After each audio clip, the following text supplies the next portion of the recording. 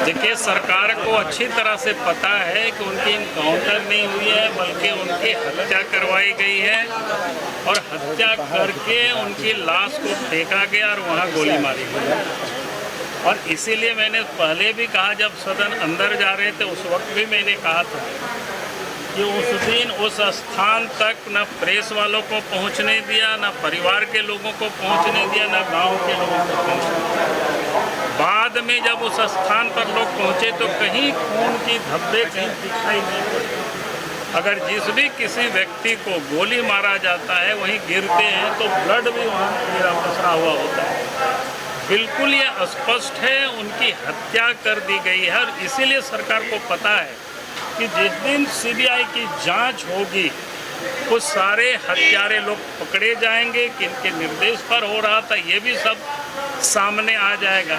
इसीलिए सरकार भाग रही है। मुझे आज सदन में हेमलाल जी की बात सुन करके बड़ी अचंभा हुआ कि वो लोग उनको भी अपराधी मान रहे हैं, जबकि उनके ऊपर 24 केस है, उसमें से 15 केस में तो वो 14 केस में वो बरी हो चुके हैं।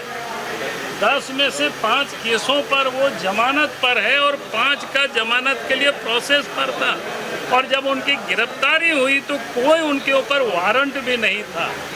और जिस प्रकार से सादे लिवेश में देवघर जिला के मोहनपुर प्रखंड के थाना के नावाडी से उनको गिरफ्तार करके मोटरसाइकिल से ले गया 10 तारीख को और 11 तारीख को वो इनकाउंटर दिखा रहा है, तो स्पष्ट है उनकी हत्या हुई है।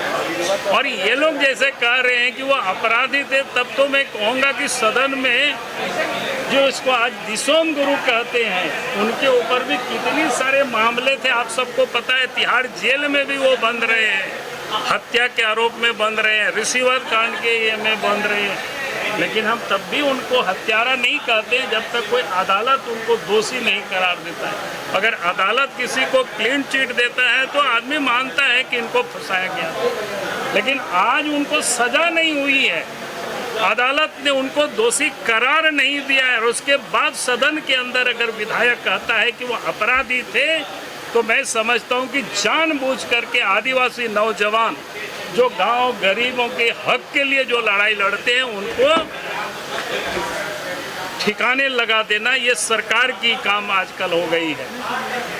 दूसरा एक और देखे कि सदन में वो गलत वो भी कह रहे थे कि भाई नगड़ी की जमीन को अधिग्रहण किया। मैंने सवेरे भी कहा था भाई 56-57 में जब जमीन की एक्वायर हो रही थी बिरसा कृषि विश्वविद्यालय के लिए, उस समय भी नगड़ी के लोगों ने उसका विरोध किया था, अपोज किया, नहीं लेने दिया। तो और उस समय राज्य के उस समय बिहार के जो तत्कालीन मुख्यमंत्री थे जमीन पर आकर के देखा कि हाँ ये खेती की जमीन है, और उन्होंने एक्वायर करने से इनकार किया और बताया लोगों को कि भाई आप अपना खेती बाड़ी करो।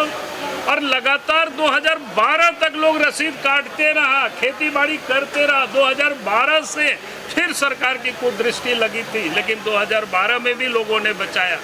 और किस प्रकार से सदन के अंदर सत्ताधारी दल के विधायक के द्वारा गलत इंफॉर्मेशन दिया जाता है। हम लोग इतना ही मांग करते हैं कि भाई उन किसानों की जमीन वापस कर दो। अब रिम्स तो कहीं भी बना लीजिए बंजर भूमि में, कहाँ दिक्कत है।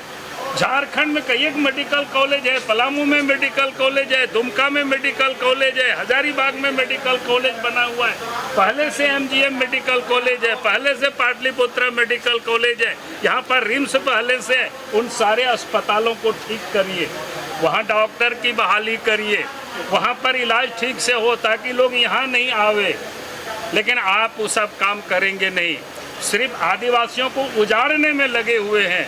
अगर उस बात को लेकर के हम सब लोग यहाँ चाहते हैं कि भाई मुख्यमंत्री बतावे, तो उसको ये लोग चर्चा करना। जब हम लोग आवाज उठाते हैं, देख रहे होंगे सत्ताधारी दल के मंत्री तक बेल में आ जाते हैं, खड़े हो जाते हैं। यानी किस प्रकार से गरीबों की आवाज को ये लोग दबाना चाहते हैं, ये बिल्कुल आज स्पष्ट हो गया विधानसभा सदन के अंदर। आगे की क्या नहीं, हमारी लड़ाई रहेगी। लोकतंत्र में जो लड़ने की, लड़ाई आंदोलन करने की जो तौर तरीका होते हैं, उस रास्ते को हम अपनाएंगे। विपक्ष ने वॉकआउट किया सदन का? नहीं, वर्कआउट नहीं किया भाई, सदन में रहेंगे। खबर का मतलब बवाल न्यूज। हमारे चैनल को सब्सक्राइब जरूर करें।